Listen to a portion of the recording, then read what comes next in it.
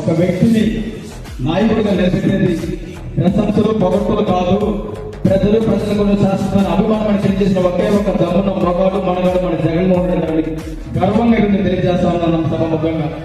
ఎందుకంటే ఏ పార్టీలైనా సరే జెండా కోసం కార్యకర్తగానే ఉంటాడు, కానీ ఒక వైఎస్ఆర్ కాంగ్రెస్ పార్టీలో మాత్రమే నికాల్సిన కార్యకర్తని నాయకుడిగా పరిచయం చేసి